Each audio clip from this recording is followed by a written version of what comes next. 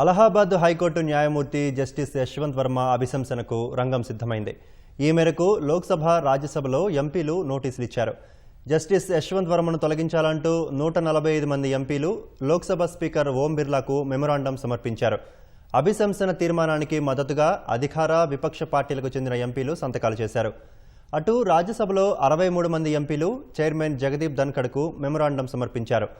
అభిశంసన తీర్మానాన్ని Lok Sabha speaker, Rajya Sabha chairman అనుమతించవచ్చు లేదా తిరస్కరించవచ్చు. తీర్మానాన్ని అనుమతిస్తే స్పీకర్ లేదా చైర్మన్ న్యాయమూర్తుల విచారణ చట్టం ప్రకారం 3 సభ్యులతో కమిటీని ఏర్పాటు చేస్తారు. కమిటీలో సుప్రీంకోర్టు సీనియర్ న్యాయమూర్తి, ఏదైనా హైకోర్టుకు చెందిన ప్రధాన న్యాయమూర్తి, న్యాయ నిపుణుడు ఉంటారు. జస్టిస్ యశ్వంత్ వర్మ ఎదుర్కొంటున్న ఆరోపణలపై ఈ కమిటీ 3 నెలల్లోపు విచారణ జరిపి నివేదిక సమర్పిస్తుంది. అనంతరం నివేదికను పార్లమెంటు ముందు ఉంచుతారు. 2 సభల్లో చర్చల అనంతరం జస్టిస్ యశ్వంత్ వర్మ అభిశంసనకు సంబంధించి ఓటింగ్ జరుగుతుంది.